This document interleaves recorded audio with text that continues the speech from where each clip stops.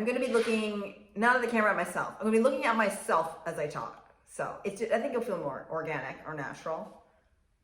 Yeah, no, I'm going to be looking at myself when I talk because I'm a narcissist. When people find out that I am a runner, they're always like, oh, why do you run? Are you doing a marathon? Are you training? And I usually just deflect by saying, oh, running is the only thing that makes me feel saner, because I'm not sane. Honestly, if you ever talk to a runner and they say that they're sane, they're not. We're all fucking crazy. But the thing is, running is the only thing that keeps me on this side of hinged, right? And then of course they're like, oh, well, what races do you have coming up? And then that's when I'm like, oh, I don't race anymore. I used to. And they're like, oh, well, what did you used to race? And I'm like, well, I mean, I used to run with Nike. This is so old that it's still, I bleed Nike. Stay true, baby. I am a loyal bitch. And they're like, oh my God, you were a runner. And that's kind of where I have to explain, yes, I was one of the best runners in the United States. And then my body completely derailed. And now I barely can jog at a pace that I used to run at. And it's embarrassing. So rather than say that, I just say, well, I love running so that I can eat and still look like a runner, not a sumo wrestler. I can out-eat any sumo wrestler. Sweaty after a run, that's when I feel most like myself. But I also had that ripped away. And I laugh only because that's how I cope with everything. You gotta make a joke so that you are laughing and you're not curled on the fetal position. Curled in the fetal position on the floor crying. So very quickly, because nobody knows me anymore. When I graduated high school, I ran my best time, which was I set the US junior high school record for 5K for girls and 15:52.88. I am an OCD neurotic. I know the times. That was at the World Junior Championships in Italy. And that time is what then allowed me to sign to run professionally with Nike in 2004. And this was at a time when I was still one of the first high schoolers to completely skip college competition and just go straight pro. And it was amazing. Like I said, running was my first love. So I love running. I love my dog. I'm looking at him. You can't see him. I love my mom and then my family. Okay, but running, this was my dream. This was everything. And I could not have been more stoked. Running for fucking Nike. Hello, just fucking do it. I felt like a badass. My coach, Alberto Salazar, was amazing. And my training partners at the time, the Gouchers, like these were people that I idolized. And now I'm running next to them. For a time, I started running, my best workouts of my life. And then in 2005, I remember the exact workout. We were doing 1,000 repeats, half of them on the grass of the Nike field, and then we'd go to, there's a track, and do the second half on the track. And after about like 3 repeats, it was like I stepped off a cliff. And I was like 30, 40 seconds behind my training partner on like 1,000. That's not like, that's crazy. And I finished, I'm like, this doesn't feel like my body. I was so tired, like another level of, there's just like nothing there. And my coach was like, it's okay. Everyone has a bad workout. In hindsight, now I can look forward, almost 20 years later and realize that was the beginning of the unraveling. And what happened was my body just kind of going AWOL. Some days I'd have the best workouts of my life. Other days I couldn't even keep up with a JV high school team. And that mental torment was almost even worse because I felt like there were two different runners there. There was Kate, the record setter, Nike athlete. I wanted to go to the Olympics and everything. And I'd see glimmers of her. That was painful. I would see her. I would have my best workouts. But then the next day would show up this person. I'm like, I don't even feel like in my body. I feel so tired. And it was just decades of this chronic fatigue that no doctors could figure out. Saw a ton of doctors, Every time I saw a new one, they're like, are we going to figure this out? I am God. And I get my hopes up, But then after a couple months, they're like, well, your blood, everything was fine. You shouldn't be feeling you shouldn't be feeling like shit. And then that would mess with my brain too, because I'm like, well, no, I know. Like, I am crazy. I'm, you know, I've got depression. I've got anxiety. I've got OCD. I know where I am crazy, but also this is not related to that. But nobody ever really found an answer, and it slowly kind of just got worse and worse to where I was running like 12-minute mile pace, and that was all out. I've broken my ribs because I'd be running and my legs would just give out and I would fall out on the ground. I've broken 6 ribs. That's not fun, and running with broken ribs is terrible. And then of course people are gonna say the natural question, well, why the fuck do you still run? Running's my first love. I never fell in love with a person. I fell in love with a sport, and that sport found a way to break my heart in a million different ways that I still keep coming back for more. Like that first love, doesn't matter how toxic they are, you want that. You break my heart again, I know. Maybe it'll be different this time. Love me. No, I love running though, and I love how it makes me feel. I love the fact that it's hard, and when I finish running and I'm sweaty and I'm gross and I probably still have some snot crusted in my face, that's when I am most confident. I feel like I pushed myself to do something, and I want to savor this stinky, salty, disgusting mess that I am in, because you earned that. The suffering, at a certain level, I must be a masochist, because I loved the fact that you had to push through, you had to dig down so fucking deep inside of yourself to will yourself to do things that you didn't think you were possible. And when you finish, and when you've pushed through another layer of mental toughness you didn't think you had, and you come out the other side, you feel like, you feel incredible. And that is when I feel most confident. It has nothing to do with what I look like. And that's another thing I loved about running. Growing up, my mom was a gorgeous, tall blonde. I can't compete with that. But aesthetics, I don't give a fuck what I look like. It's what this body, what I can will it to do. I have to run no matter how hard it is, because when I don't get the endorphins, I get depressed, very quickly. So it's this cycle of I have to run so that I feel good, but I feel terrible when I'm doing this. And it was wearing on me, an understatement there. I stopped competing, obviously. I just stepped out of the running community because of so much. People were always willing to, they're like, oh, she just has an eating disorder, which, okay, look, I'm gonna be fully transparent. I had eating issues in high school, yes. That wasn't what derailed me. I was eating great. I was eating like 6,000 calories a day when I was training, and I was, doing everything the right way. And then people were like, oh, well, it was her training program. No, it wasn't that either. There were so many things that people don't know about, and they just were like making assumptions. It was really painful to read. I don't follow message boards or anything right now, but that's why I just didn't talk up, because they're like, you know what? People are gonna say whatever the hell they're gonna say. I still remember their usernames though. I try to say let go of grudges, but I'm gonna be honest. There's a couple people, I remember your usernames, and if you trolled me, I'm gonna cling to this grudge. I'm gonna white knuckle this grudge until I die. But eventually I tried to just forget about running, or at least the community. I moved to LA and I did comedy. And I love comedy. Oh, my comedy friends, thank you. Improv was so much fun, and I love writing. But I moved there as a way to kind of put running into a box and try to just get over it and just like forget about it. I still ran every day, obviously, because, like I said, it's the only thing that keeps me buckled down. I need it for my sanity, although it feels terrible. And in a sick and twisted way, a part of me was almost more proud of running every day, because I knew how hard that was. And it goes back to what I love about running, is it forces you to be mentally tough and to prove yourself that I can do what I put my mind to.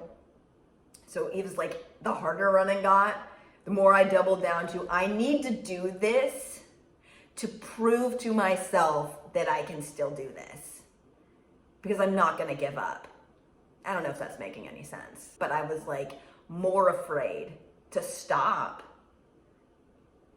because it was so hard. If I stopped and then like time went by, then I would just be weak. I don't know. It's a weird, I can't explain it, but I had to run every day to remind myself that I still could do it, because in my heart I missed it so fucking much.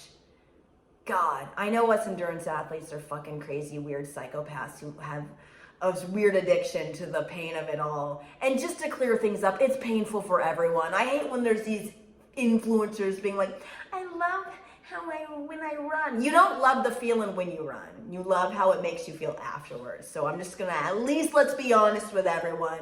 It's gritty, it's painful, it's hard. But that's why we love it. It's because if it was easy, where's the merit in that? Anyways, I missed how it used to feel. And that's kind of one of the cruel things, is when you're at the top of your sport and then it slowly goes away. It's kind of like, but wait, I remember the memories. You're like, wait, it didn't, what? And you're just confused. It's like, it's close enough to almost touch, but not quite there. So I'd have these memories of how I used to feel, and I would miss it. And there was never any answers. Oh, and then ironically, I say ironically only because it's less of a major thing than I guess it should be. I was also running and I got hit by a car and I almost lost my leg. I'll show you. I landed in the middle of my, I'm really not flexible. Right here, can we kind of see? Boom, middle muscle hernia here. Anyways, I almost lost my leg, and they told me that I would never run again. I would not even walk normally again. In a weird way, I didn't buy it. I was like, no, I know I will. I listened to what they're like, well, it's going to be literally, physically impossible for you to ever run again. And I was like, no, because, sorry. My story has me as a runner written into it. Even when, so I got hit from behind when I was running, and I scooped up and I watched my shoe fly off into the air. His back was a Nike Elite. And I was like, oh my God, I gotta remember to get my shoe. And watched it land, and I watched, and then I landed and I skid and I looked down. My leg, I was afraid if I moved my knee, my foot would completely just detach. It was hanging on by like one little string. It was a tendon, I didn't know at the time, but it was one time I was like, oh my God, I need to hold my leg so my foot doesn't fall off. And then the car that hit me drove away, and my first thought was, I need to be able to run again. I didn't even care that I was alive. I literally was like, I need to run again. And when the EMTs, everyone's loading me up, and I'm like, you need to save my leg. I'm gonna be able to run again, right? I'm gonna be able to run again. And I'm looking at this EMT worker, and then I'm like, I am going to be able to run again, right? Tell me. And all they kept saying was, you're gonna live. You're gonna be fine. I'm like, I don't care if I'm gonna live. I need to know if I can run again. And of course, no one would give me an answer, because in trauma, you're not supposed to give them bad news yet. But I could see it in their eyes. And then I saw in the eyes of my doctor, Dr. Corey Vandersloop, who is an amazing surgeon. He ended up saving the leg. Luckily, I didn't lose it. But he's like, you're never gonna run again.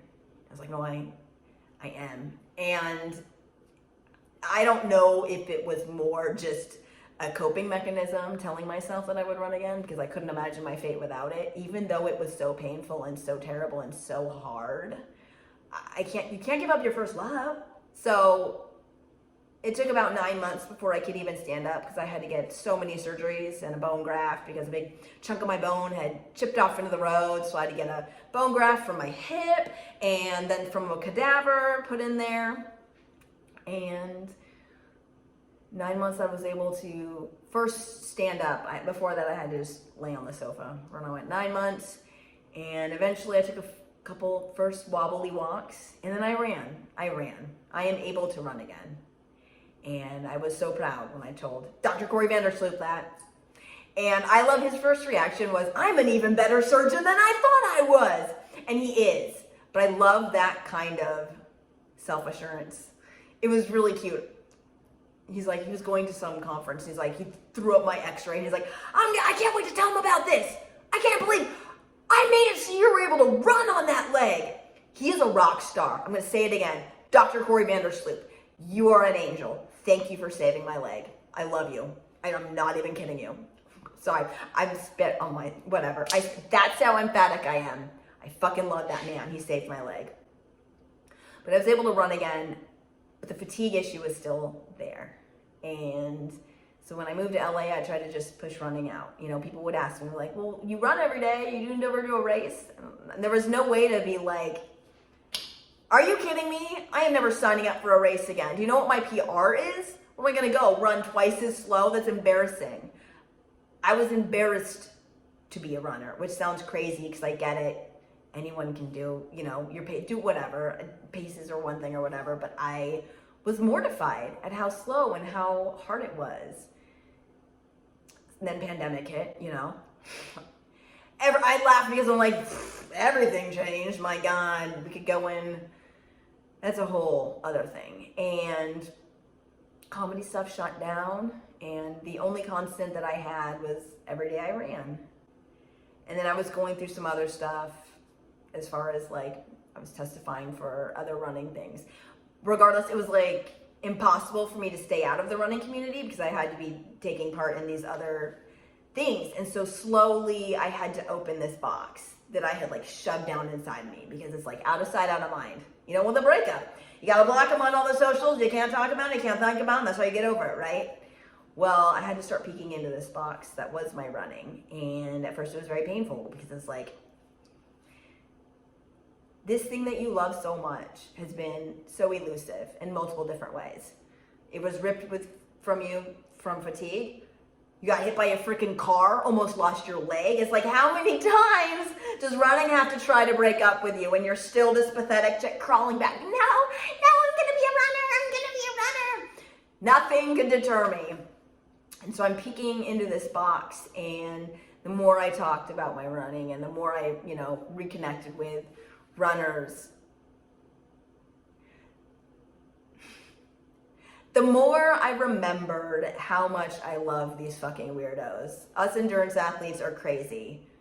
You know what I am saying, and in a crazy psychotic way. And I missed talking about the weird shit that goes through our brains. And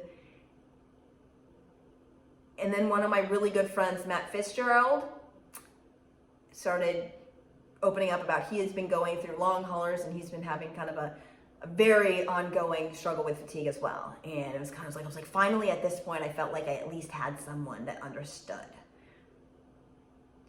That something that also he loved so much was ripped away mysteriously, and no doctors could give you any answers. And the doctors are telling you, no, it's in your brain. And it's like all this medical gaslighting, and you're like, no, I know something's wrong. And it at least felt like I wasn't going through this war by myself anymore. And I was talking to him, and he was actually talking to his brother, who is a doctor. And long story short, he's like, look, my brother, I can't make any promises, but he's a genius. And Josh, yes, is amazing. And I kind of started to wonder again, can I figure out what the hell is wrong with me? This fatigue, you know. And it's happened so many times where you got my hopes up and it was like I'm crashing down. So I don't want to get my hopes up too high, cautiously optimistic. But I have to figure out if there's a way we can figure out why I feel so exponentially more tired than I should. And so I moved back up to Portland to try to figure out what's going on with my adrenal fatigue and see if, I don't know, get back in the fucking running community. And I've been running every day because I'm a sociopath. I have to remember that I can still do it because at the end of the day, I fucking love it. So I think this YouTube, I'm just introducing myself and kind of explaining what I'm going to be doing. I, for a long time, tried to push running out of my brain because it was too painful. But now, I'm just going to talk about it and embrace that I love this act. And I'm on this journey with this amazing, I'm going to say my team here, my friend Matt, I've got some very other close friends, and got Josh trying to figure things out, get some blood tests, figure out what's going on. Hopefully I'll feel better. But there is no promises, but I can promise I will be at least be transparent with everything. So if I fail, we all can fucking fail together. But I know I'm never going to be fast again, let's be honest. But I want to feel better, and I would love maybe do an ultra. You know, I can go longer. I can't go much faster, but I may be able to go longer. And so this next chapter is me trying to just figure out how to get back to my first love, which is running, because I'm fucking obsessed with it. And it's the only thing that keeps this together. And I also love cookies and donuts. So when people ask, why do you run? I'm like, well, God, do you have 20 minutes? Do you have 20 minutes for me to rattle off how I peaked and I was on top of the world and then crumbled down the slow decline? Oh, and then I also am more than happy in the future, I'm going to be very honest, about dealing with mental health issues and everything, because I spent a lot of years pretty deep in depression. Having that ripped away from me would do that. But I'm very proud. I made it out the other side. Very close. It was questionable there for a while, but I want to have, conversations about mental health too, because we're all fucking struggling, and it's a hard world. But I think what I also have learned is, one, a lot of us struggle in a lot of different ways, but our brains can be both our best assets, but then also very quickly can turn into kind of our own mental prisons that we build ourselves. And as a person with OCD, type A, and all of that, I feel really resonate with having that double-edged sword, because the OCD that will help me to run every day will also very quickly turn on its head like a double helix snake thing. There's actually snakes with two heads. Anyways, bite me in the ass. And for those that don't have OCD, I would not wish it on my worst enemy, but it feels like you are in a prison and there's no one there building the bars but yourself, and you can't get away from yourself, but you can learn to cope. And so, yeah, anyways, if you would like to follow on this fucking crazy journey, I'm going to be doing a lot of things. I love comedy. I'll be probably talking about a lot of shit humor, because you know what? Endurance athletes, we struggle with digestive issues. I'll hopefully be figuring things out as far as the health component, as far as adrenal fatigue, but I'll also share, because I can't be the only fucking person dealing with this. I know Matt is, and it was such a burden off my shoulder, not a burden off my shoulders, but it felt really nice to connect with at least someone that was going through it with me, because again, there were days that I was so fucking tired, my legs just gave out, or I'd be parking and I felt bad, but the handicap parking spots, because like walking to the grocery store, the extra 5 steps, like my body just, it couldn't do it. Sleeping 16 hours a day. Anyways, I'm getting a little bit better, and if there's anything that I can find or glean from crawling out of this fatigue hole, I want to share, because it fucking sucks. And if you're in this, I want you to be able to get out. Or if you just want to follow because you are a fan of the sport, or maybe you just want to start running, a little motivation, we can get in there. Not like the gross influencer, you can do it, you love it, motivation. But I think, then I'll shut up, I promise, and I'll end this. People are like, oh, I wish I had your motivation to run every day. And I'm like, pause. My motivation comes from a source of mental imbalance and chaos in here. It's my OCD. It's not necessarily even that I always want to run. It's that I know I literally have to or I will spin out. So be careful what you wish for. I will say the people, us endurance athletes who do this every day, we are psychopaths. And it's just always funny to me when there's like normal people being like, oh, teach me how you do it. And I'm like, oh, you want to know? It's because I'm fucking crazy. Anyways, go ahead, please follow, subscribe. I'm going to be doing lots of different videos here, not just, talk to the camera, but please subscribe and follow. You can find me on Instagram as well, at Kate Chock, CaitChock. I'm on Twitter. A lot of that is just like some quips. So I like comedy. You can follow me there. Anyways, if you found this interesting, go ahead and please leave me a comment. Maybe a comment of things you want to see. And maybe even things that you don't want to see. And I'll probably double down and do them more. But regardless, if you came to this channel, I am just going to ask, are you a crazy person too? Are you a crazy runner too? And if so, good. Thank you. You're my kind of people. Okay. I've got to go feed my dog. He's looking at me. Okay. Thank you guys for listening. See you soon. Bye. I made this bracelet. It says fucking smile because I love the F word. And also as a reminder to smile when it feels terrible and I'm running. And just be grateful that I'm fucking out there.